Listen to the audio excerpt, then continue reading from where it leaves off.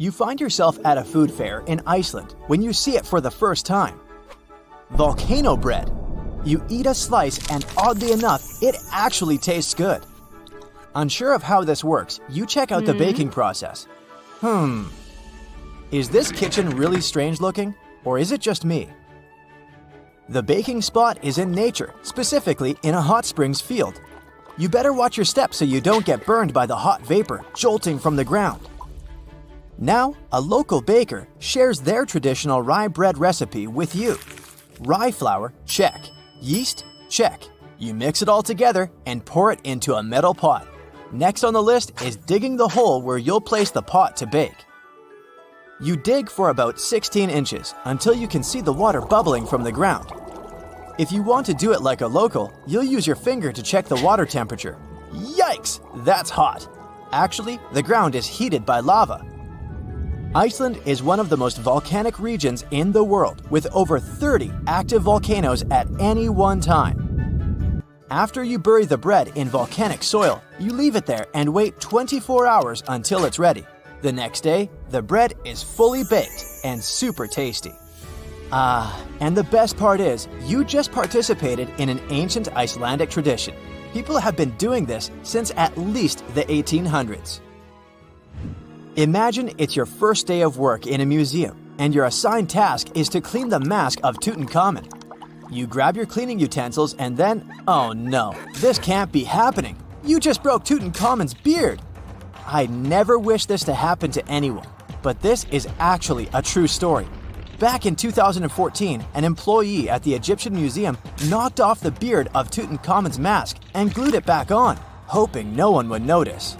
This mask was discovered in 1922 and is considered one of the 10 symbols of our human civilization.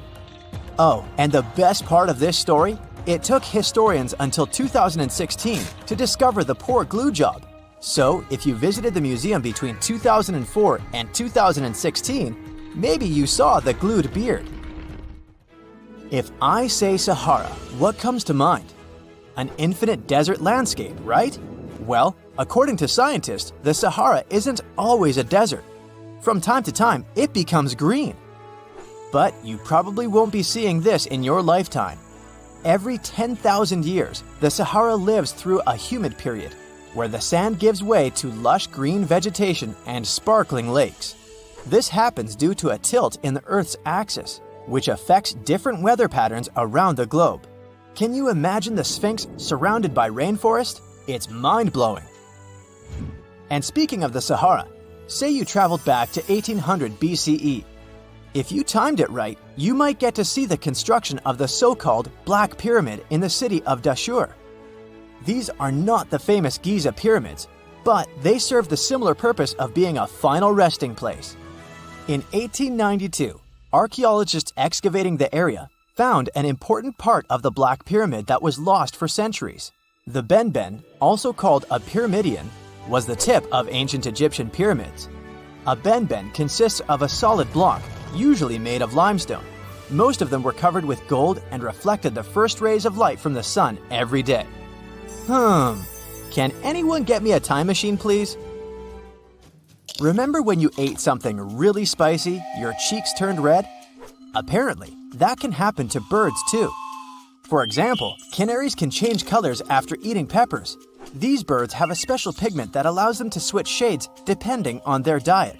So, if a yellow canary eats red peppers, it can turn orange or red.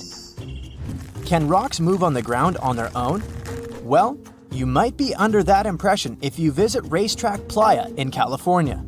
The site is a dry lake bed and home to one of the world's strangest phenomena, the so-called sailing stones. Think 100-pound rocks moving around alone, leaving behind trails as long as 1,500 feet. They were discovered in the 1900s, and until recently, no one was lucky enough to be on the site while they were moving. It was only in 2014, after much observation and research, that scientists solved this mystery. The sailing stones appeared because of the perfect balance between wind, ice, and water. When it rains, the water that falls on the ground freezes and forms a coat of ice above the ground. If it's windy, the rocks are easily pushed around, sailing along the lake bed. But hey, if you ever visit Racetrack Playa, don't disturb the rocks. On the western coast of France, you'll find the vacation hotspot known as the island of Ré. It attracts tourists looking for scenic landscapes and beautiful beaches, but that's not all it's famous for. There, an extraordinary phenomenon occurs when two different wave patterns collide with each other, something called a cross sea. It's almost as if the sea were a checkerboard divided into hundreds of squares. And no, it's not an optical illusion. A cross sea only happens in places where different quality waters meet. For a tourist to see the cross sea in Ré, this probably means that there was a storm in a different sea nearby. This stormy water travels with the help of currents and meets the water of Ré, creating these oddly shaped riptides. Oh, and apart from this island and Israel, there's nowhere else in the world where you could see such a thing. The following sight will either give you goosebumps or make you marvel at its weirdness. I'd say it depends on the time of day you visit. Next to the small town of Gryfina in Poland, you'll find a very unusual sight, a pine tree forest where each tree is bent at its base. If you visit during the daytime, I guess you'll be fascinated by these trees' sharp 90-degree curves. You can even use their trunks as a stool if you decide to have a picnic, for example. But visiting the site at night will most likely give you chills. A thin layer of fog hovers around, making the forest seem quite unwelcoming. Scientists still can't explain why the trees are the way they are. So, are you a daytime or nighttime visitor? You went for a hike and suddenly encountered a big cloud of fog. This may ruin your photo ops, but there's one thing you can hope for. Foggy days are the perfect conditions for a phenomenon called fog bow, otherwise known as a white rainbow. This happens because of numerous tiny water droplets that cause fog, smaller than 0.002 inches. So, instead of the multicolored bow, you get a transparent one, with red outer edges and a bluish inner edge. Now, say you're roaming in a little town in Europe, appreciating the century-old buildings and good summer weather. You feel hungry and decide to type into your Google Maps the name of that restaurant your friend recommended. Ah, it's only 10 minutes away by foot. You follow the blue dot on your GPS and arrive at your destination, quick and easy. We all love this free piece of technology, don't we?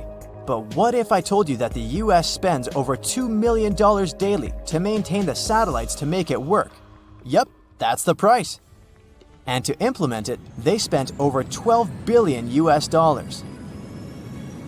Have you ever heard of something called a natural snowball? This could be proof that nature is really perfect. In 2016, the beaches of the Gulf of Ob in northwest Siberia were filled with rows of giant snowballs. Think balls measuring up to 3 feet across.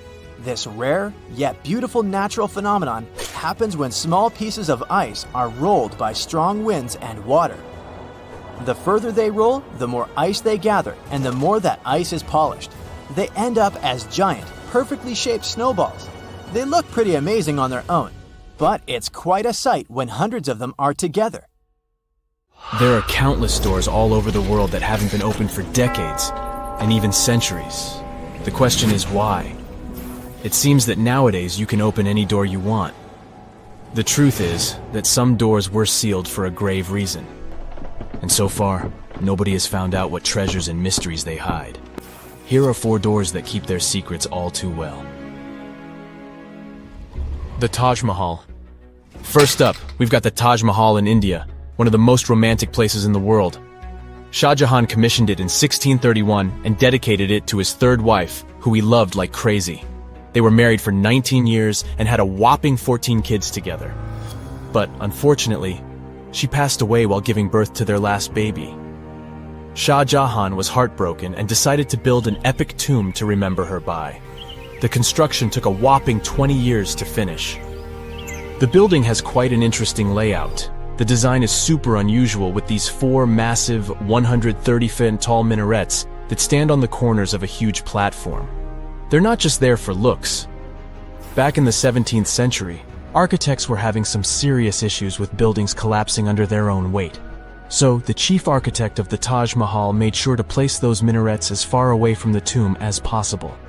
And he even tilted them in a way so that if they did fall, they wouldn't wreck the rest of the Taj Mahal. Talk about planning ahead. The Taj Mahal is hiding some crazy secrets. There are sealed rooms all over the place that nobody is allowed to enter. And if you check out photos of the building from the riverside, you can spot 2 basements. But guess what? They're sealed up too. Nobody knows what's inside or why they've been locked up since the time of Shah Jahan. Apparently, there's a good reason why those rooms are off limits. Some researchers think that they were built using marble, which turns into a different substance called calcium carbonate if it's exposed to carbon dioxide. And when that happens, little bits of marble start chipping off like crazy. To make matters worse, there's no air flowing into these rooms. That means that if too much CO2 builds up in the basement, the 4 minarets could collapse. But wait, there's more. Some people think that the body of Shah Jahan's wife can be found in one of these sealed-up rooms in pristine condition.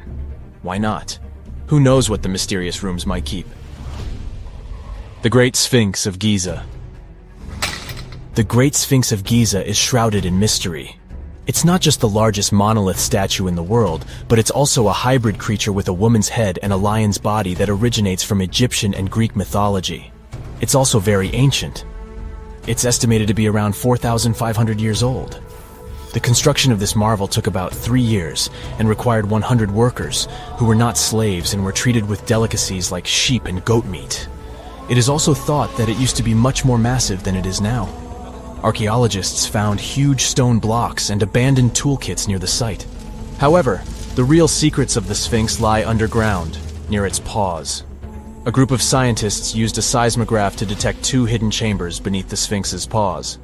Some people think that these rooms might be the legendary Hall of Records, which holds ancient scrolls revealing the secrets of the universe. I mean, that's way cooler than any library I've ever been to. Rumor has it that the Egyptians even had info on Atlantis stashed down there, which is like a super old version of a conspiracy theory. Unfortunately, we can't go on an adventure to check it out just yet. The chambers presumably have 2 entrances, but both remain sealed. The researchers haven't yet received the green light to check out their theory. Let's hope they won't keep us in suspense forever. Sri Padmanabhaswamy Temple. This temple is located in the beautiful state of Kerala in India. This temple is famous for more than just its breathtaking beauty. Underneath the temple there are 6 vaults, creatively named A, B, C, D, E, and F. The enormous iron doors to these chambers add to the mystery of what's behind them. A few years back, the authorities decided to open these vaults to the world, but it wasn't an easy task. You can't just open the doors and enter the vaults. It required a lot of work. It took them a while, but finally, in 2011, they opened 5 of the 6 chambers. And guess what they found? Tons of treasure. Bags of gold, precious gemstones, and priceless diamond jewelry. The estimated worth of everything found in the vaults is a whopping $1 trillion. It's like the temple was the real-life inspiration for Aladdin's Cave of Wonders. But wait, I said 5 of the 6. What happened to the last one? Vault B has remained closed, but not for lack of trying. They simply didn't manage to open it. There is even a belief that it's fatally cursed. Legend says that only a saint or sage can break the curse by chanting a specific mantra. But no one has been able to do this yet, presumably because we don't have saints or sages at our disposal. There is also rumor that in the 30s some temple invaders tried to enter Vault B to do some good old looting. But they never reached their target. Apparently terrible snakes materialized out of nowhere and chased the gang away. But of course, this is just an urban legend, and there is not proof of that. However, it is said that the Auditor General dealing with the temple claimed that Vault B had been opened at least 7 times since 1990, and nothing bad happened to anyone who entered. Who knows? Maybe we should send Indiana Jones to check it out. The First Emperor's Tomb. Deep under a hill, completely undisturbed and surrounded by dangerous traps, lies an ancient 2,000-year-old tomb. It belongs to Qin Shi Huang, the first emperor of China. He was born in the Qin state and became king when he was just a boy. But when he grew up and gained full power, he united the warring states ancient China was divided into by conquering them. After that, he created the Qin dynasty. When he died in 210 BCE, they buried him deep underground in a massive tomb. And when I say massive, I mean massive! Back in 1974, some farmers in Xi'an, China, stumbled upon something strange while digging a well, a huge terracotta soldier. This discovery led to an extensive archaeological dig that has continued for over 40 years, revealing a collection of thousands of clay soldiers. The unique thing about these soldiers is that each one has its own unique features, from hairstyles to facial expressions. It's believed that there could be up to 8,000 of these soldiers, but only 2,000 have been found so far. Interestingly, the central tomb, which is believed to be the resting place of the emperor, is still untouched.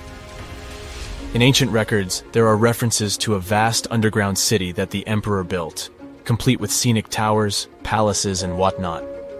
Sima Qian, a Han Dynasty historian, wrote that the tomb was adorned with treasures and had space for hundreds of officials, but the lack of technology to properly examine the site is what's holding things up. Qin Shi Huang was surrounded by liquid mercury in his tomb, with two of the streams representing the major rivers of China, Yellow River and Yangtze. The ancient Chinese believed that mercury could provide immortality, but it could have also caused the emperor's death since he regularly took mercury pills to prolong his life. The dangerous levels of mercury contamination in the soil near the tomb are the main reason why scientists are reluctant to explore it. It could be very dangerous both for people and for the environment. Now, if I had to choose which door to open, I'd probably go for the one that doesn't lead to a tomb surrounded by poisonous mercury. Call me crazy, but I'd like to avoid any potential health hazards. One of the most unexplored and mysterious places on Earth is located in plain sight. It's one of the most majestic monuments of humankind. The wonder of the ancient world hides a secret that scientists and archaeologists still can't solve. This is the Great Sphinx of Giza in Egypt. The huge sculpture of a lion with a human head was carved out of rock about 4,500 years ago. Scientists still don't know the exact date of its creation and are also unaware of who built it and what for. There are many assumptions and theories, but none of them has been confirmed. Most people have seen this majestic sculpture either in photographs or in reality, but almost no one knows what's hidden underneath it. The statue of the Sphinx was carved from a single piece of limestone. It was painted. The remains of color pigment on the surface prove this. In the distant past, the Sphinx looked much brighter and more colorful than what we see now. But even after thousands of years, its greatness hasn't diminished. And by the way, Sphinx is not the real name. It was invented by the Greeks about 100 years or more after its creation. Initially, the Egyptians called the statue Hor-em-Akhet. There are many legends and theories saying the Sphinx is there for a reason. It's like a watchdog that guards the tomb of the pharaoh and the secrets of ancient Egypt. These legends become more plausible when archaeologists discovered hidden entrances at the feet of the Sphinx. They believe that these secret passages are the beginning of the tunnels leading to the halls with treasures. You can find a lot of stories on the internet that claim the Sphinx hides the Hall of Records, a repository filled with ancient and secret knowledge. One of the main artifacts of this repository is supposed to be the records of the ancient mythical state of Atlantis. According to legends, the entire library from this city was moved under the Sphinx. The entrance to this library must be located next to the Sphinx's right paw. Many archaeologists tried to find this entrance, but came away empty-handed. Also, there are many images with detailed diagrams of the underground city that consists of a network of tunnels and chambers under the Sphinx. Someone says there are structures as tall as 12-story buildings hiding underground, but there's no evidence of this. Archaeologists, even after millennia, continue to explore the mysterious sculpture. At the same time, many Egyptians don't want to learn more about the Sphinx. They're terrified of awakening something supernatural. In 1998, scientists discovered tunnels leading to empty caves under the Sphinx. They found evidence of earlier excavations there. It's quite possible that someone managed to find the treasures and take them away. Some people believe Egyptians found some kind of artifact under the Sphinx that has the power of unknown advanced technologies. The artifact is so powerful that it can change the course of history. Of course, most theories are just fairy tales of conspiracy fans, but it's a confirmed fact that the Sphinx hides a system of caves and rooms. There are so many rumors surrounding the Sphinx that it's impossible to understand what's true and what's false. In any case, it's difficult and dangerous to study the sculpture because active excavations can destroy it. And then the entrance to the underground rooms can get blocked by rocks and lost forever. Also, further exploration requires a lot of money, and financing is not always easy to find. But the main reason? It's too risky. There's no guarantee that people will be able to get out of the underground labyrinths. For these reasons, scientists and archaeologists have been exploring this majestic structure for so long. Another famous architectural monument with a secret is Mount Rushmore in South Dakota. Everyone admires the images of the US presidents' faces carved into the rock, but few people know that there's a secret room hidden behind the head of Abraham Lincoln. The architect of Mount Rushmore wanted to carve slabs on the rock with the record of the main stages of the country's history. But his plan was too complicated to carry out. Then he was offered to implement it on a much smaller scale, to build a secret room inside the mountain. The idea was to save this knowledge so that future generations will always remember the history of their country. Unfortunately, the architect didn't have time to finish his work. The construction stopped for several decades. But in the late 90s, the project was resumed. Porcelain enamel panels depicting the history of the US were placed in the room. It's possible that these plates will be stored there forever. But people can't see them, at least for now. The room is inaccessible to tourists as it's too difficult to get inside. Another secret room is located in the Empire State Building. More precisely, it's not even a room, but a place where you can take cool photos.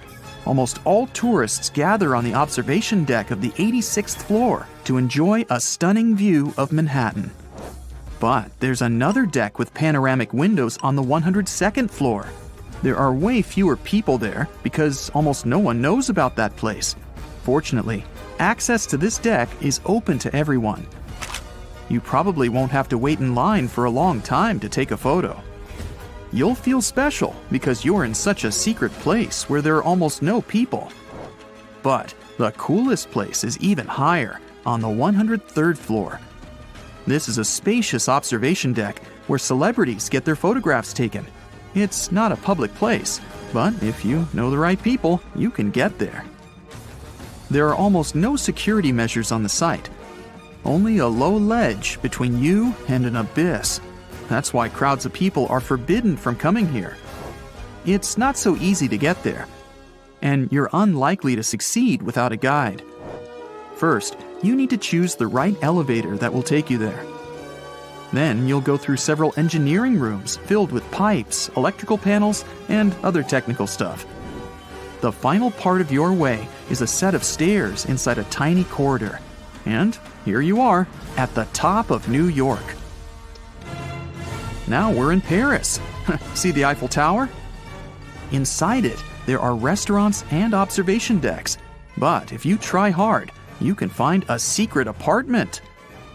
Now it's a museum, but it was built so that people could live in it. The architect of the tower, Gustav Eiffel, created this apartment in 1889 for himself. It's almost at the very top of the Eiffel Tower. Imagine what a beautiful view he observed every day. He was the first and only tenant. No one else could gain access to this place. When the architect passed away, the apartment remained empty for a long time. Only recently, they restored it and turned it into a museum. Inside, the epoch of the last century is recreated. They even put wax figures of Gustav Eiffel, his daughter, and the American inventor Thomas Edison inside the room. This place is filled with an endless stream of passengers, office workers running late, visitors from other cities, noise, and train whistles. At Grand Central Station in New York, among all these sounds, you can hear the sound of a ball hitting a racket, if you're in the right place. A real tennis court is hidden inside New York Central Station. It belongs to a tennis club that arranges corporate games for employees of many companies. The club was opened in the 60s. Now we're moving to London, Charing Cross Road. It isn't easy to find one secret place here. To do this, you need to look carefully at your feet. Do you see these sewer grates in the asphalt? Inside them, you can notice two signs with the name Little Compton Street. Yeah, there's another street right below you. It disappeared from all maps at the end of the 19th century. Charing Cross Road was built over it. The identification signs that you see are part of old engineering tunnels. There's another interesting place in London. It's located in the southeast corner of Trafalgar Square.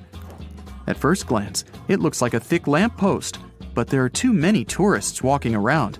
You come closer and realize that one person can easily fit inside the post. The lamppost belongs not to an electrician, but to a police officer. Yeah, this is the smallest police station in the world. It was built in the 1930s and used as a watch post. Officers had to sit there one by one and watch Trafalgar Square. That always attracted a lot of pickpockets and all kinds of other criminals.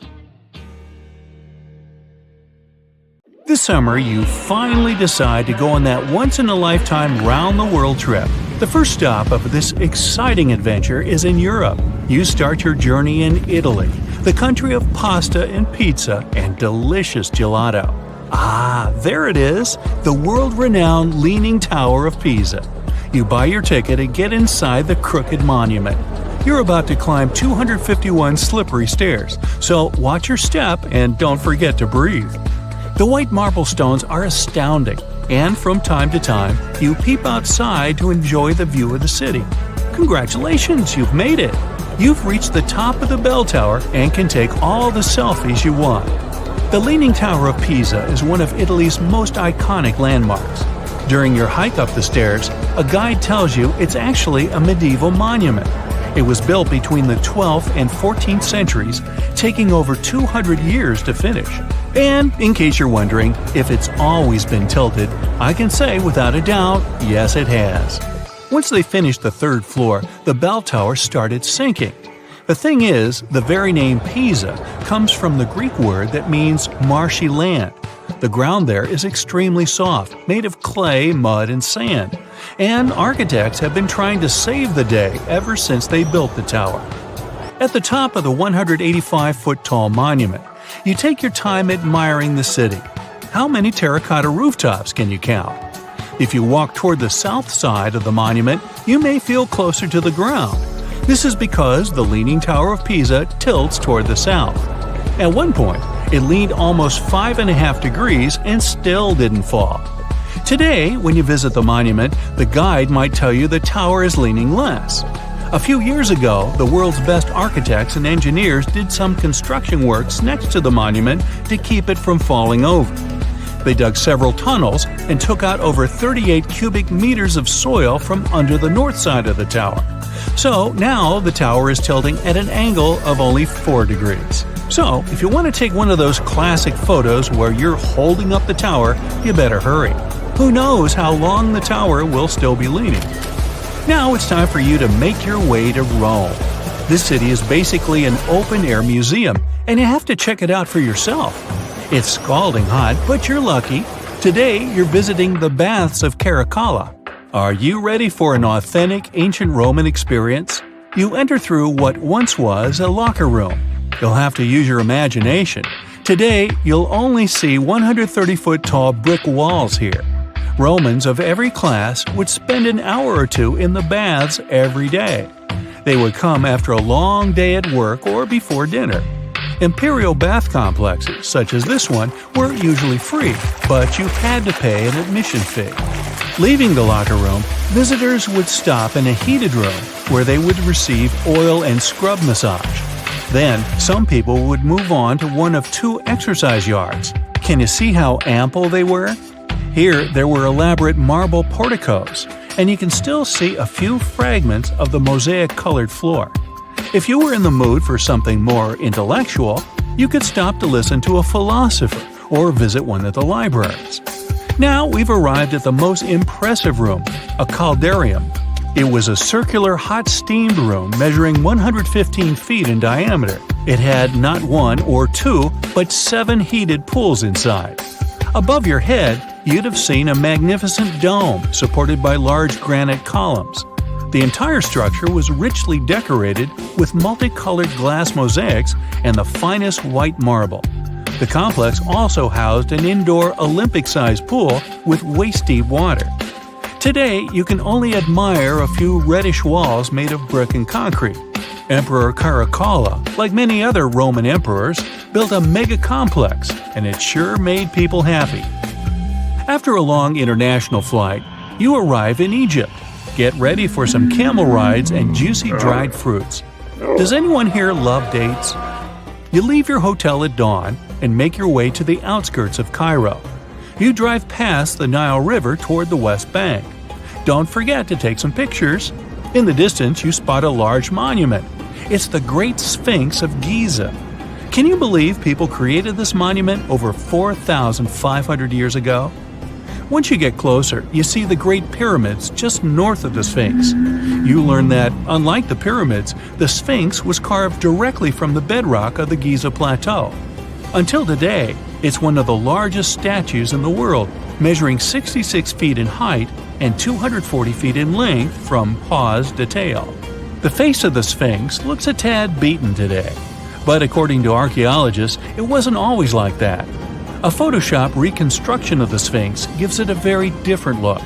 As you can see, at one point, the Sphinx's nose was chopped off together with parts of the chin. Scientists believe that the statue is a representation of the great pharaoh Khafra. This is why its face resembles a human so much. Just below the eyes, a dark carved line was added to represent the charcoal eyeliner ancient Egyptians used to wear. Fun fact, this wasn't only a beauty habit. It protected their eyes from ultraviolet rays. In a desert region that gets so much sunlight, this might come in handy. Until today, researchers debate whether or not the Sphinx had a beard. Many believe that if it was meant to depict a pharaoh, it most likely had a braided beard that got destroyed by erosion or humans. Even today, you can still see the remains of a regal headdress on the head of the Sphinx. These head ornaments were associated with power and royalty. Now imagine that the stripes are blue and gold. This is probably what it looked like when the monument was first constructed. There's no evidence of how long it took to build the Sphinx, but it was likely very long, as the carved details are pretty impressive. If you're lucky, your guide might take you to one of the secret chambers inside the statue. If they're real and not just a myth, I mean. The crystalline waters of Greece. Whether you arrive by boat or plane, you're in for a real treat.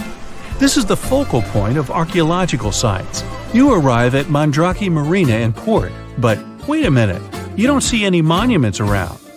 The Colossus of Rhodes is nowhere to be found at first glance. That's because it was destroyed long ago. Before tumbling down during a mighty earthquake, the great statue was considered one of the 7 wonders of the ancient world.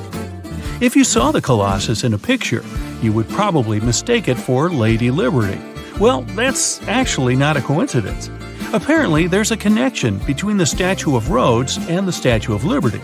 They were both built as symbols of freedom, and Lady Liberty is often referred to as the modern Colossus. The Colossus stood at 100 feet tall, but today all you see is a concrete jetty with a huge gap in the middle. Now imagine a bronze statue straddling both ends of the bridge. The Colossus was built back in the 3rd century BCE, and 900 camels took part in the construction. The statue existed for approximately 54 years before it was ruined by a powerful earthquake. It hit the city so hard that all that was left of the statue was one very large foot. Even so, people kept visiting the monument. Are you ready to head home? Thanks for joining me on this journey, and don't forget to tell me what your favorite site was. See you next time! X-rays are a type of invisible radiation that can pass through our bodies and objects. They're very important in the field of medicine because they allow doctors to see inside our bodies without having to perform surgery. Now, let's dive into how X-rays work. They're a kind of electromagnetic radiation, just like light or radio waves. However, they have much higher energy than light, which makes them able to go through objects that light cannot. Imagine you have a powerful flashlight. If you try to shine it through a wall, the light won't go through because the wall is too thick. But these rays have enough energy to go through walls and even our bodies. The discovery of X-rays happened by accident in the late 19th century. A scientist was experimenting with cathode rays, which are a type of radiation. He was working in his lab and noticed that a nearby fluorescent screen started to glow, even though it was not directly exposed to the cathode rays. He realized that something invisible was causing the fluorescence, and he named it X-ray, because X is the mathematical symbol for something unknown. He continued experimenting with such rays and discovered that they could pass through many objects, like flesh and bones, but not through denser materials like metal. He also found that X-rays could create images on photographic plates, just like a camera takes pictures. The way this works is quite fascinating. Imagine you're standing in front of a bright light and you hold your hand in front of your face. Your hand blocks the light and you can't see through it. But if you place a sheet of tissue paper in front of your hand, some light will pass through, and you'll be able to see the outline of your hand. X-rays work in a similar way. When a doctor wants to take an X-ray of a part of your body, they will ask you to stand or lie down next to a machine. This device has a special plate that can capture the image. Let's say the doctor wants to further examine your arm. They will place the X-ray plate on one side of your arm and the machine on the other side. Then, the machine will produce a controlled burst of X-rays that pass through your arm. Remember how we talked about the tissue paper allowing some light to pass through? Well, in this case, some of those X-rays will go through your arm, while others will be absorbed or blocked by the denser parts of your body, like bones. The plate captures the X-rays that pass through your arm, and it creates an image. This image shows the bones and other structures inside your body, allowing the doctor to see if there are any problems or injuries. Now, you might be wondering why X-rays can pass through some things but not others. It has to do with the density and composition of the objects. Denser materials like bones absorb more X-rays, so they appear white in the image. So when you look at the result, you'll see your bones as white shapes. Other tissues like muscles and organs are less dense and allow some of those rays to pass through, so they appear as gray shadows.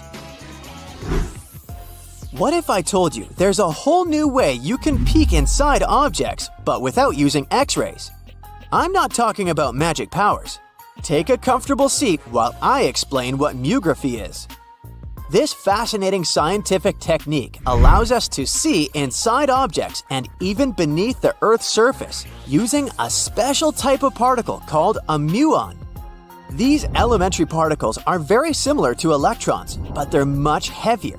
They are created high up in the Earth's atmosphere when cosmic rays, which are particles coming from space, collide with the air molecules. Now, muons are special because they can pierce through different materials. They can pass through rock, soil, and even buildings. Scientists realized this potential back in the 1950s when they were studying cosmic rays and noticed that some of the particles could pass through thick materials. The first howmography experiments took place in the 60s.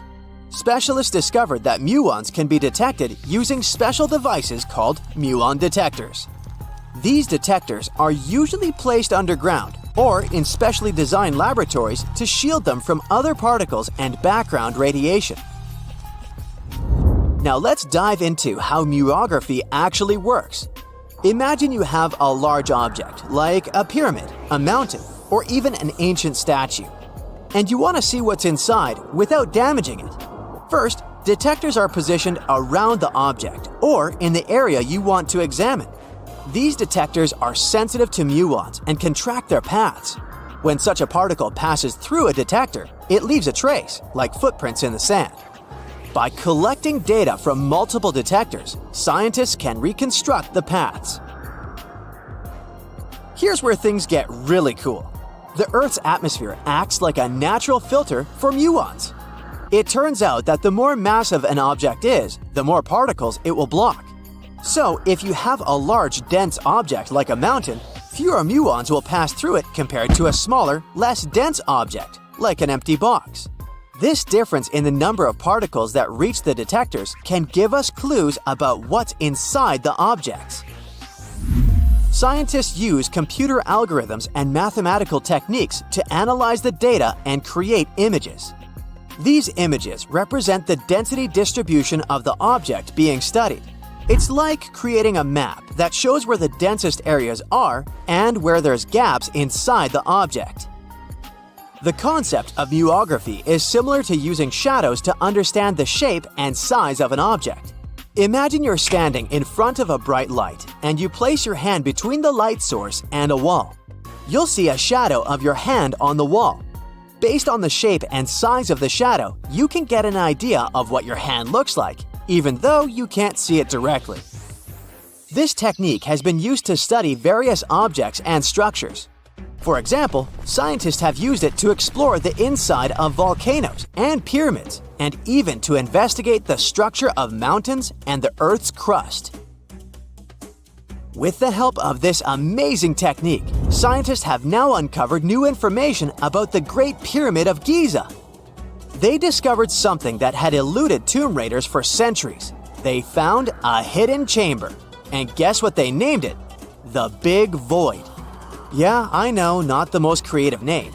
They even used 3 different muon detection techniques just to be super sure that it was indeed a big, mysterious void inside the grandest pyramid of them all. Once news got out about this mind-boggling discovery, Egyptian authorities couldn't resist the temptation to explore further.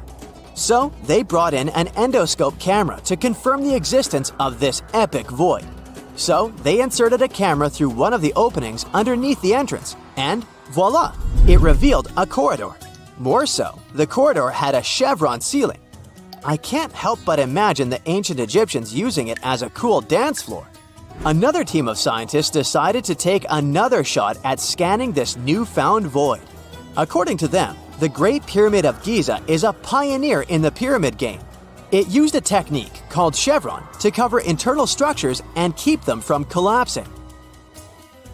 Now, why did the ancient Egyptians build this corridor and the grand void it leads to? One theory suggests that the corridor was built to relieve pressure inside the pyramid. Another theory says that the void could be a result of the pyramid's construction process. It could have been an internal ramp used to move roof blocks into position, and then it was left there or filled loosely with rubble. According to other enthusiastic explorers, there might be another burial chamber waiting to be discovered. They believe that the pyramids were built with a dash of randomness in the construction process. As the builders worked their magic, they realized that some chambers wouldn't be able to handle the weight of a majestic sarcophagus. So they made adjustments on the fly, creating new plans as they went along. The ancient city of Taposiris Magna is hidden on the northern coast of Egypt. These days it has very little of its former glory, but what lies beneath it may hold the secret to uncovering a famous mystery, that of Cleopatra, the most memorable Egyptian queen in history. The recently discovered tunnel is also known as a geometric miracle for its time. Excavations have uncovered a 43-foot-long structure below the ground, which is partially submerged in water.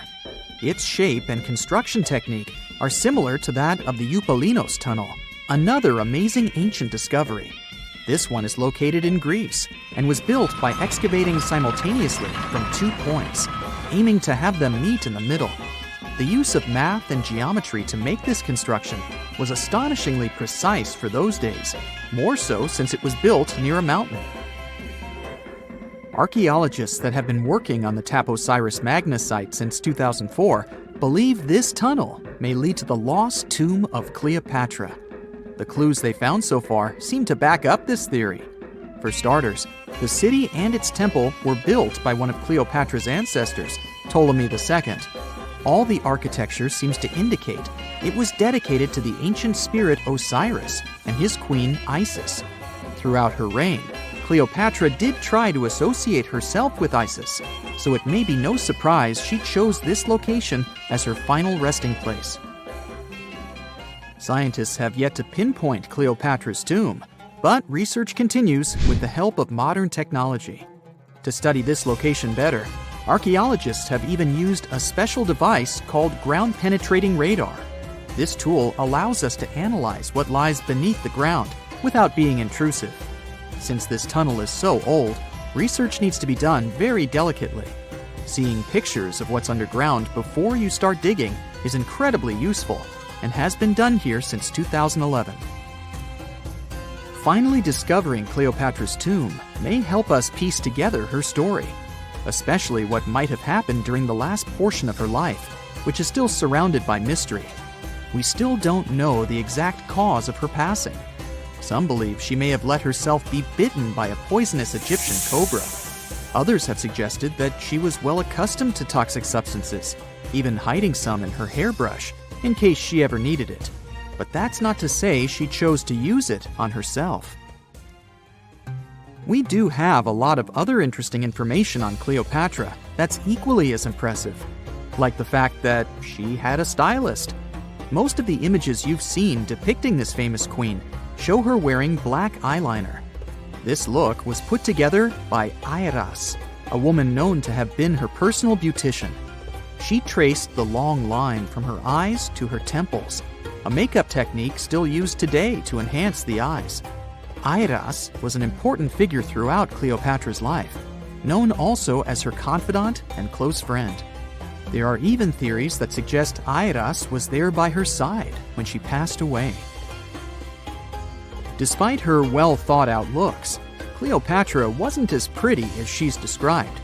Or at least, that's what recent research has pointed out. Sure, if we look at movies and modern imagery, she's depicted as this incredibly beautiful woman with symmetrical and delicate features. However, if we look at coins showcasing her image from back in the day, her looks are rather average. Her image on the coins might have been adjusted, too, to make the queen look stronger in the eyes of her people. So there is no trusted source available to confirm her image, but her description in most pieces of ancient literature speaks of her other qualities, like her voice and personality, not of her beauty.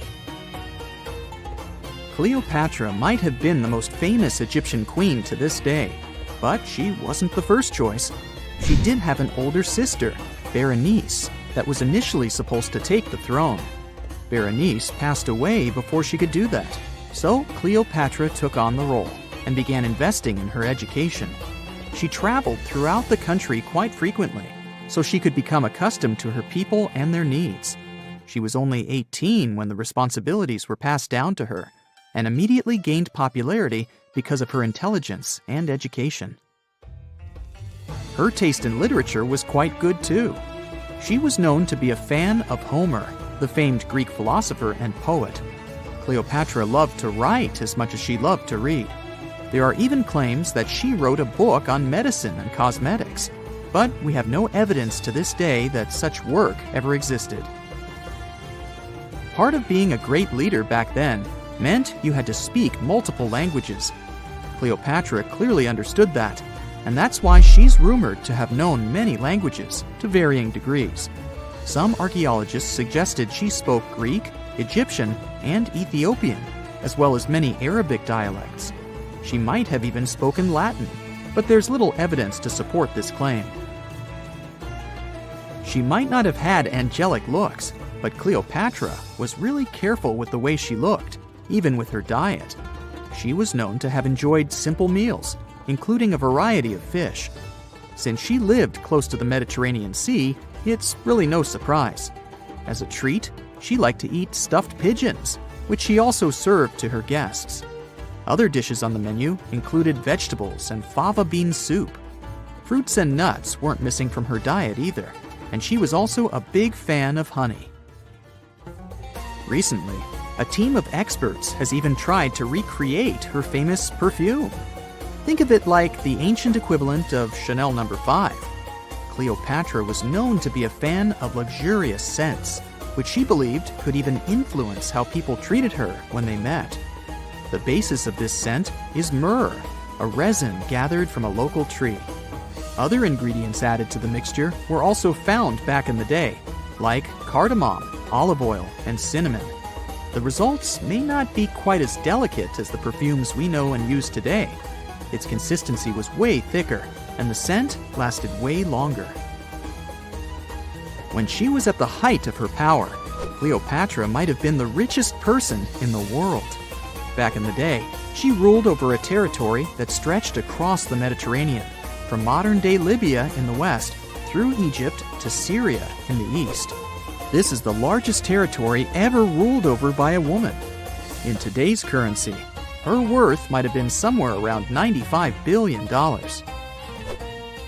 The calendars we use today may have been introduced by Cleopatra herself. She presented the idea of leap years and leap days to Caesar, the Roman emperor she was known to have been close with. Taking her advice, Caesar made these adjustments part of the official Roman calendar. The ancient Egyptians already knew the year was longer than precisely 365 days.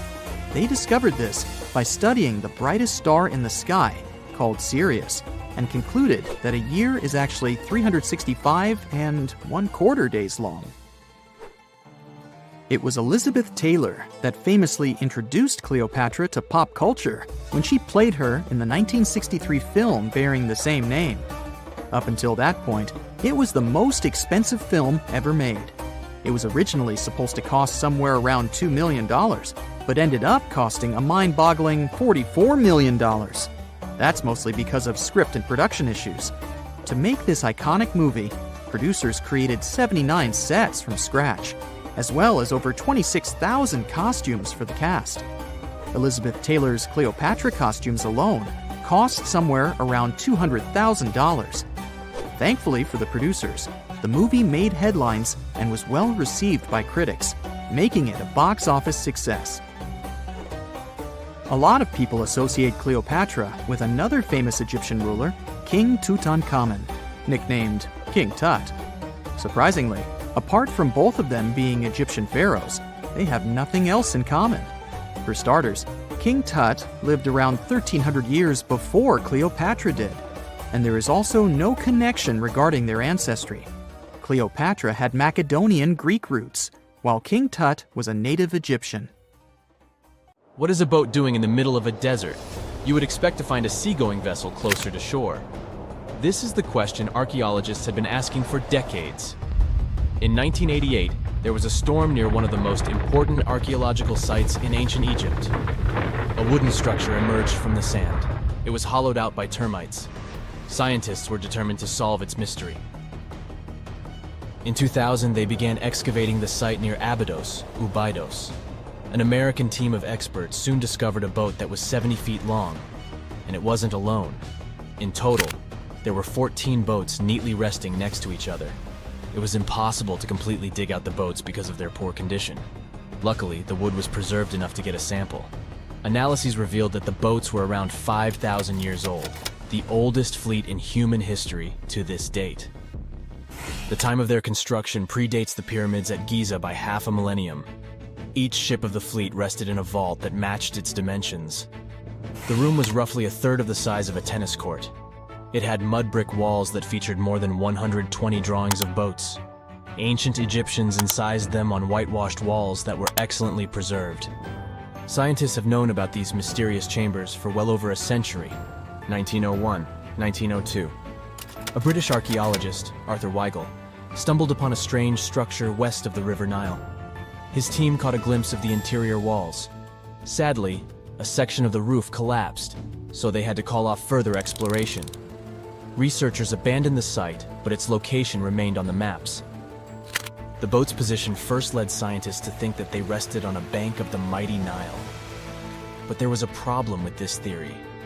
Today, the river flows almost 7 miles west of Abydos. Further studies of the surrounding terrain showed the Nile didn't change its course throughout history.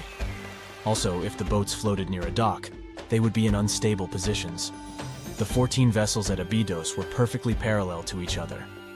There was only one conclusion possible. Someone had deliberately placed them like that. They must have gone through a lot of effort. Each boat had enough room for up to 30 rowers. These vessels could really float. They weren't models, but scholars still don't know if they actually sailed any body of water in ancient Egypt. This doesn't diminish the importance of the find.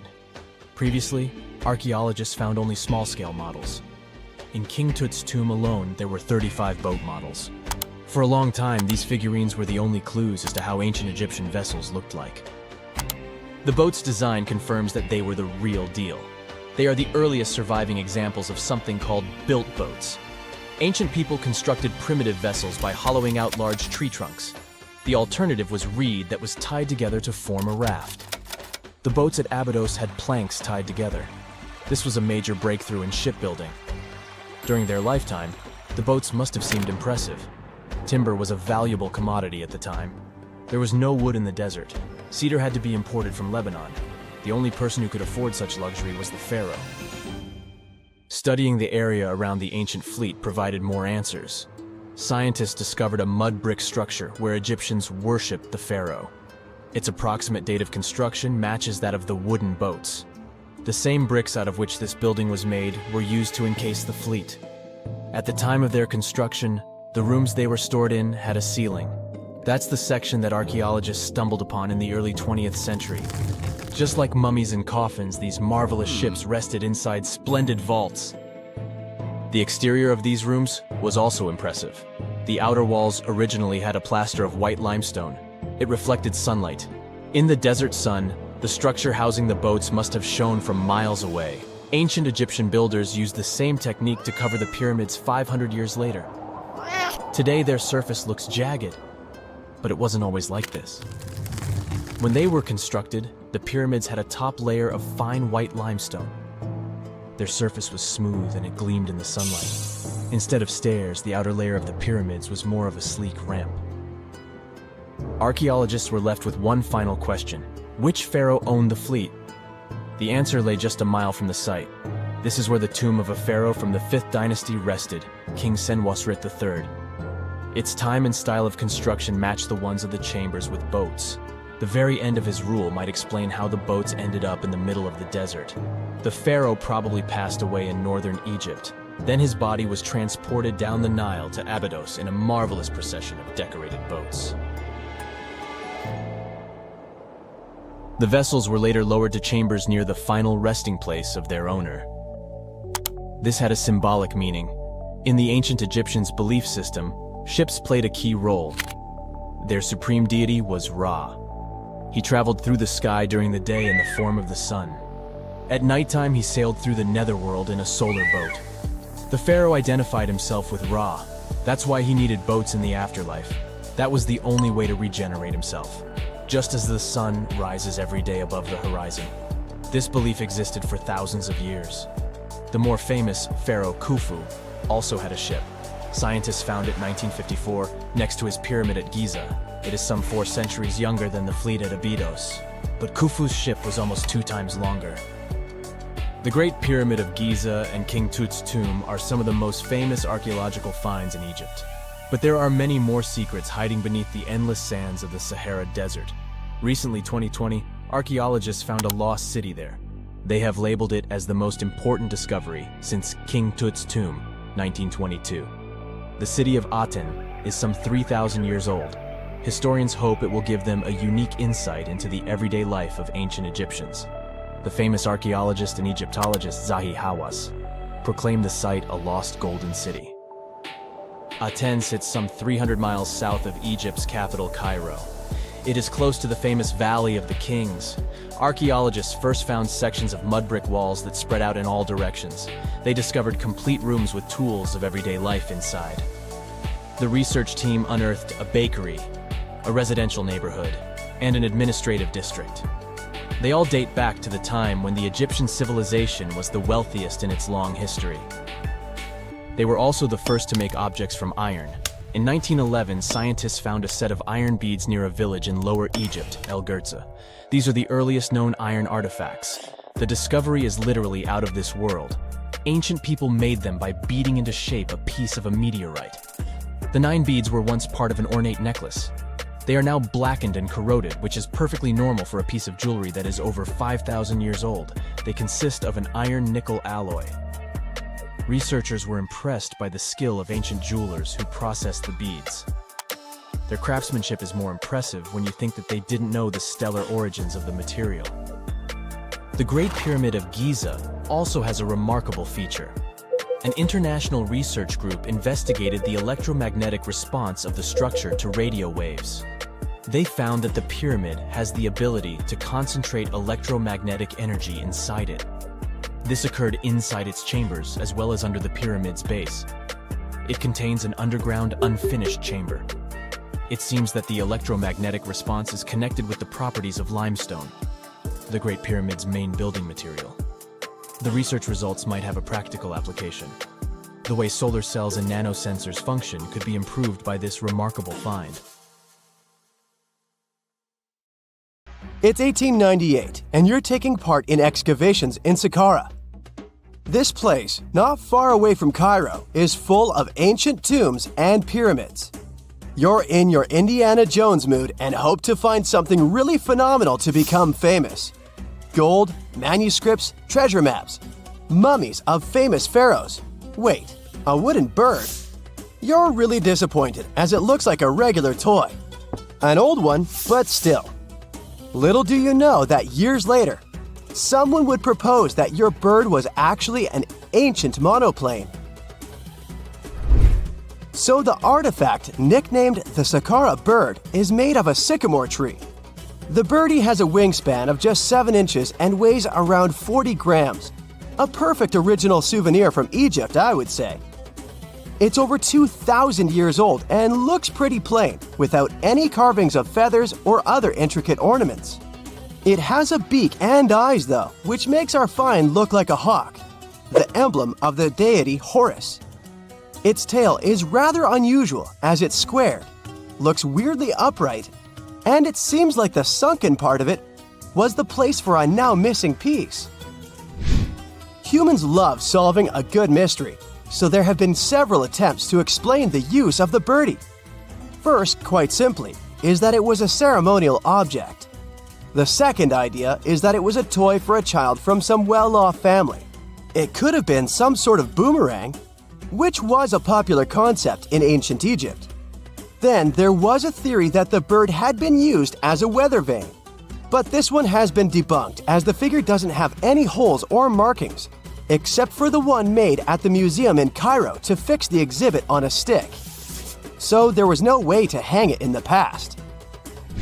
Almost a century after the bird was found, Egyptologist Dr. Khalil Masiha proposed a new theory that it could have been a model of a monoplane. He believed the bird was missing a horizontal tailplane. Otherwise, it had its wings set at a right angle, similar to that of modern planes. It could have worked to generate the aerodynamic lift necessary for flights. Dr. Masiha also claimed that it was common at that time to place miniature models of technological inventions in tombs. So, did the ancient Egyptians really invent the plane in 200 BCE? That would make the Wright brothers, who are considered the inventors of aviation, really upset. They made one of their first flights only in 1903. There's just one way to know for sure, and that is to test the model. But you know, the ancient museum in Cairo would unlikely let one of their cherished exhibits fly around like a toy. That's why glider designer Martin Gregory built a similar model, this time of balsa wood, and concluded that even with the missing tailplane, the plane wasn't much of a flyer. Case solved? Not really. This didn't sound convincing enough to the History Channel, so they invited an aerodynamics expert to build another replica of the bird. He tested it in weather conditions similar to those in Egypt and was impressed with the little plane's abilities. So, if they did invent the prototype of a plane back in the times of pharaohs, it would be a good example of an oupart. That's an out-of-place artifact, an object that's way ahead of its time in terms of technology or history. And the Sahara bird isn't the only example of such a revolutionary concept. In 1901, a group of divers retrieved the Antikythera mechanism from an underwater shipwreck near the Greek island of Antikythera. It's been dubbed the world's first analog computer, and it's currently dated around 100 BCE. The bronze mechanism could tell the position of the sun, moon, planets, and stars, as well as the lunar phase, the dates of upcoming solar eclipses, and even the speed at which the moon moves through the sky. No one's sure who used it and how or where it was made. But it's obvious that it's extremely precise and way too advanced for its time. The first flushing toilets in the world were invented in the middle of the 20th century. Just kidding. The ancient Minoans on the Mediterranean island of Crete and the Indus Valley civilization both came up with this brilliant invention at the same time, around 4,000 years ago. The plumbing and sanitation were so well done that no one managed to design anything better until 2,000 years later. One ancient Minoan lavatory was discovered at the Palace of Knossos. It looks like it had a wooden seat set over a tunnel that directed water from a rooftop reservoir to an underground sewer. Other varieties got water from jugs. Only the super rich people could afford all this glory. So if you wanted to shop for real estate back then, the flushing toilet would be a telltale sign you were in the rich neighborhood. Automated doors became a cool, seemingly new invention back in 1931. But the technology behind them is actually much older. Think the 1st century CE old. Mathematician and engineer Heron of Alexandria came up with a hydraulic system to open and close temple doors. To bring it into action, you need to light a fire to produce heat. There was a brass pot under the fire, half filled with water. The inventor connected the brass pot to containers that acted as weights. When the fire was burning, the water moved into the containers. They went down and pulled the ropes. It was nothing like a supermarket door that opens in front of you before you even have time to think. Heron's door took hours to open, and there was no way to stop the process. That's why they only opened the doors once a day before people entered the temple, to add some mysticism at the temple during ceremonies. Spooky. Looks like the first ever battery was invented in Baghdad around 2,000 years ago. A German archaeologist found this oval-shaped clay jar in 1938. Scientists are still not sure what purpose it served and who exactly invented it. There is a theory that it was used for electroplating objects with precious metals. When they filled it with a weak acid like vinegar, the battery produced around 1 volt of electricity. Another theory says it was a vessel for sacred scrolls. Would you like to buy contact lenses designed by Leonardo da Vinci himself? In 1508, he invented a glass lens with a funnel on one side. You were supposed to wear it with water inside to improve your vision. Sounds a bit uncomfortable, doesn't it?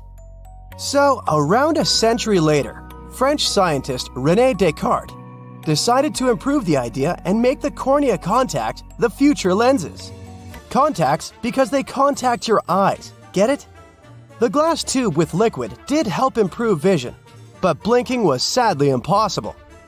2.5 centuries later, new technologies in the glass industry let scientists design contacts that would fit in the eye and even let the wearer blink. Thanks, guys! Still, those lenses were made of heavy blown glass and didn't let the eye breathe. About 50 years later, contacts became plastic. Lightweight, unbreakable, and scratch-resistant, but still covering the entire eye. And then, in 1948, an English optical technician accidentally sanded down a plastic lens and figured out they'd still be in place even if they covered only the cornea. Imagine you're living in 19th century London and need to send a message to New York. It would have taken about 10 days to get there by ship. So when delivery time went from days to hours in 1858, it was a true sensation. The first message was sent by Queen Victoria herself. It was all made possible thanks to the transatlantic telegraph cable, running under the ocean.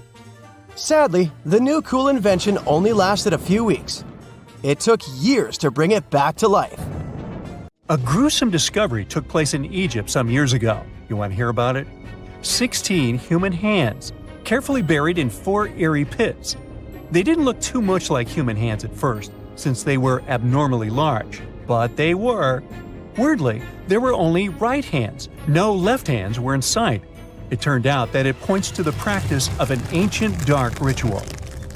Old Egyptian art and tales talked of a ceremony where warriors would present the right hand of their adversaries as proof of victory and ask for gold in return. Egyptians believed in the afterlife, so cutting off someone's hand meant you cut off their power eternally. Guaranteeing this type of defeat was interesting to the winning party. Here, the fight was between Egyptians versus Hyksos, who lived in what was once known as Canaan. Egypt has always been the center of some history-changing findings, and some time ago, this papyrus was found. If we stretched it open, it would be just a tad bigger than the height of a skyscraper. The world's tiniest skyscraper, which is located in Wichita Falls, Texas. When humans didn't write on their notes app, they wrote on this thing, made from the medulla of a papyrus plant. Around 2,000 years ago, ancient Egyptians wrote something reminiscent of a book where they describe most of their funerary traditions and their visions of the afterlife. It's considered one of the most important texts from ancient Egypt and is still sold in bookstores to this day. This ancient manuscript was unearthed from a chamber located just south of the Pyramid of Djoser, located in Saqqara. Oh yes, Djoser is the oldest pyramid in Egypt and not the Giza pyramids like most people think. So recently, the site of Saqqara buzzed with excited archaeologists who probably found one of Egypt's oldest complete mummies. They believe that this beautiful and well-preserved mummy was that of a wealthy man. He was discovered in a deep shaft, covered in layers of gold leaves. There are many symbols that show he was an important and wealthy man, like the band he wore on his head, the bracelet on his chest, and the fact that he was embalmed with a tunic, which was reserved for Egypt's finest. The most exciting part of the entire discovery was finding the resting place sealed with mortar, just as the ancient Egyptians had left it 4,300 years ago. Now this may sound weird, but back in 2008, archaeologists discovered a missing pyramid. Now it went missing because it deteriorated over the span of 4,000 years. Today, you can only see its base. It was a pretty important site back in ancient times. It is said that around the area of the pyramid, the ancients hosted a special type of ceremony where high priests would carry mummified remains of sacred bulls. Now here's a fun fact. Ancient Egyptians believed that Apis bulls were earthly incarnations of the city deity of Memphis and was connected to rites of fertility. It wasn't just any Apis bull though. They needed to be all black with a single white mark between its horns and a bunch of very specific characteristics. They were selected by the local priests and honored until they passed away. After that, they were mummified and buried in underground galleries. Meanwhile, this missing pyramid sort of disappeared around the 1800s. It was a German archaeologist who first found it in the village of Saqqara. He called it the Headless Pyramid when he first found it. But then, years after the official discovery, the desert sand came along and covered the whole thing. There were some excavations between the 19th and 20th centuries, but they weren't too systematic. That's why scientists were so thrilled when they dug an entire pyramid's base after removing the 25-foot mound of sand that was covering it. Oh, and it turns out American archaeologists are excavating a cemetery in Egypt that could contain over 1 million mummified bodies. So far, archaeologists have dug around 1,700 mummies. One of the main differences from other classic Egyptian mummies is that these people weren't kings and pharaohs. They were commoners that most likely lived about 1,500 years ago, when Egypt was controlled by the Roman and Byzantine empires. The name of the cemetery is cool, though, the Way of the Water Buffalo, just in case you want to check it out on your next trip. Other than bulls and buffaloes, ancient Egyptians also liked baboons. Are you seeing a pattern here? In the beginning of the 20th century, archaeologists discovered a site filled with mummified baboons in a place called, guess what? The Valley of Monkeys. An animal wouldn't have been mummified if it wasn't considered important. Certain animals were more important than others, since they were linked to specific deities. Jackals were connected to Anubis, the ancient god of the afterlife, and cats were likened to the female deity Bastet. Baboons were a pretty big deal, since they were believed to be connected to Thoth, the deity of wisdom and advisor to Ra, one of Egypt's supreme deities. The archaeologists who studied these animals weren't too happy. They think these baboons were kept inside and were deprived of sunlight for most of their lives. They had extreme vitamin D deficiencies and they were poorly fed. Maybe Thoth got angry with these baboon keepers. Just a guess. Since there's never a boring day for archaeologists in Egypt, they also found human mummies with golden tongues. Since Egyptians were all about the afterlife, they believed that golden tongues might help a person speak once they pass to the other side. I mean, it's a long shot, but hey, why not? Some of these mummies were placed in wooden coffins with goods, such as necklaces, pottery, golden artifacts in the shape of lotus flowers and scarab beetles, and iPhones. Just kidding. A new temple was also unearthed recently in Egypt.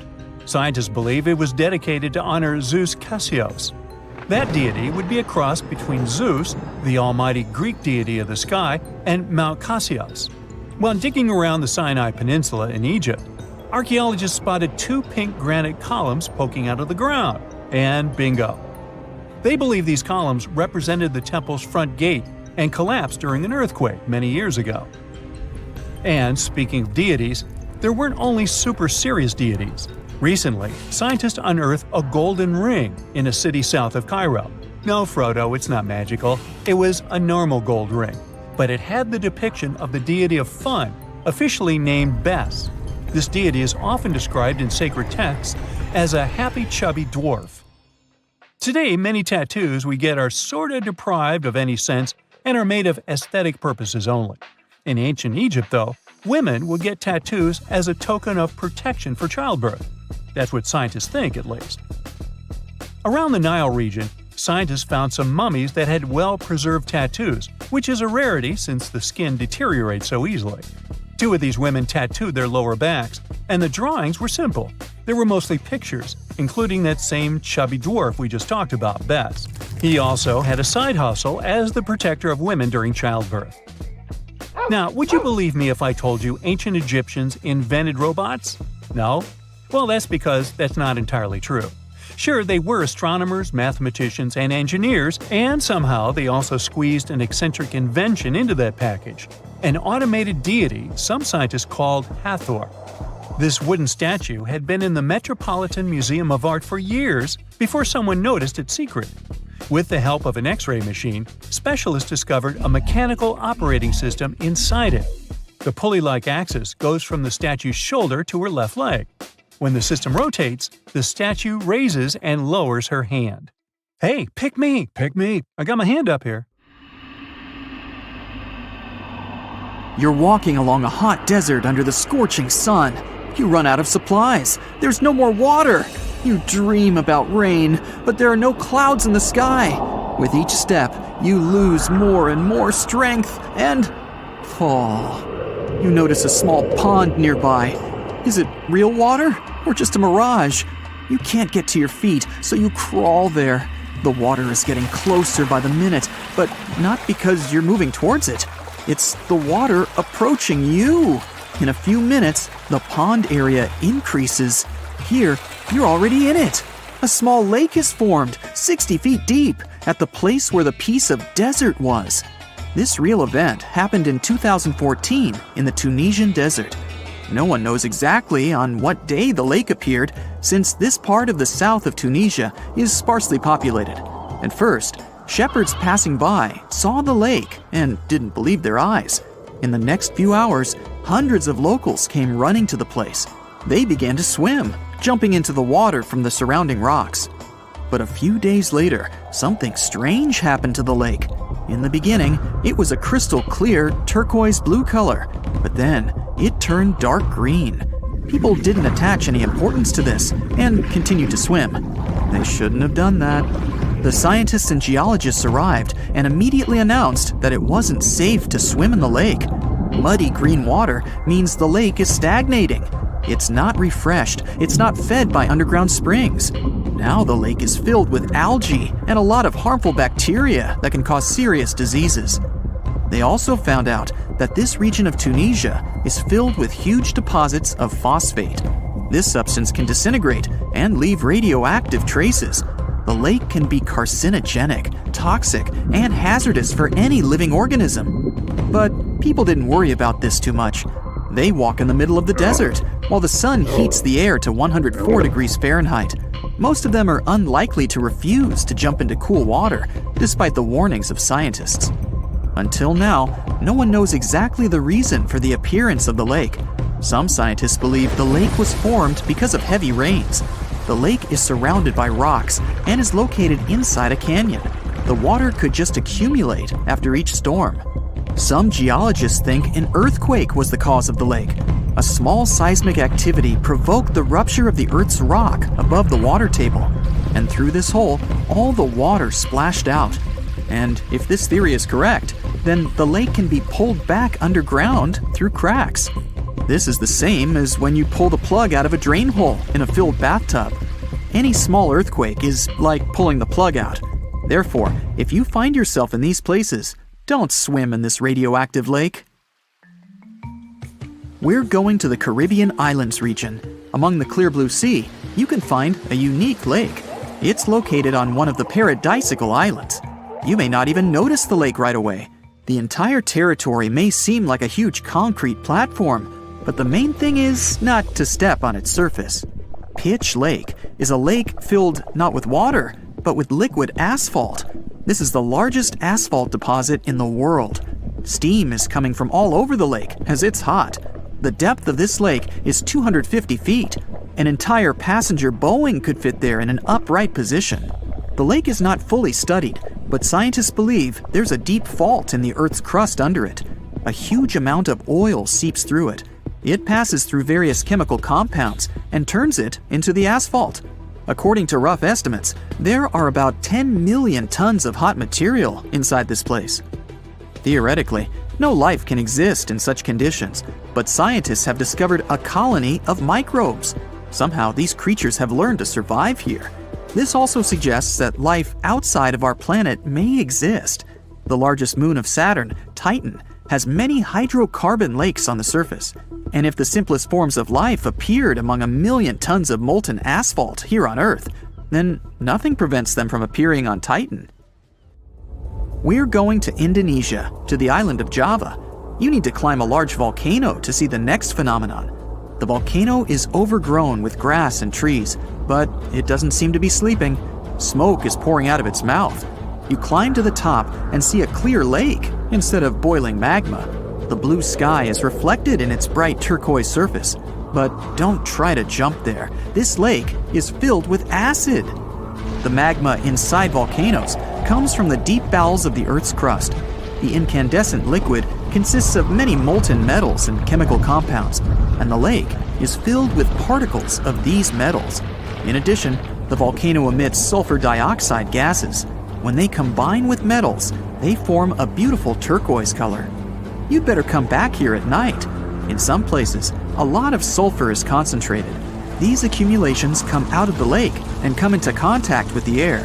When this happens, everything around bursts into bright blue flame. It's safe to observe this from the side, but don't get too close. Nearby, on this island, there's another acid lake. It also releases sulfurous gases into the air, which are easily ignited when in contact with oxygen. And when this happens, the gases burst into a bright blue electric flame. It's difficult to see the flames during the day.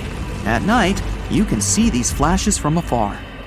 Our next location is Australia. You start the drone high above the forest area. Among the green, dense forests, you can see a bright pink spot. It's our lake. This time, the beautiful pink color may not stop you from swimming. You can relax here and take beautiful photos. The lake attracts thousands of tourists, but scientists have only recently been able to find out the reason for the unusual color. At the bottom of this salty lake in Melbourne, special algae grow and secrete a red pigment. In combination with sunlight, high temperatures, and a small amount of precipitation, it turns the lake pink. By the way, Australia is not the only place with such a phenomenon. There are lakes with a pink tinge of water all over the world. You can find them in Senegal, Bolivia, Kenya, and many other countries. The water of these places is also salty and contains the red pigment of unusual algae. We leave the hot beaches and fly to cold Canada. Here, we see a frozen Lake Abraham.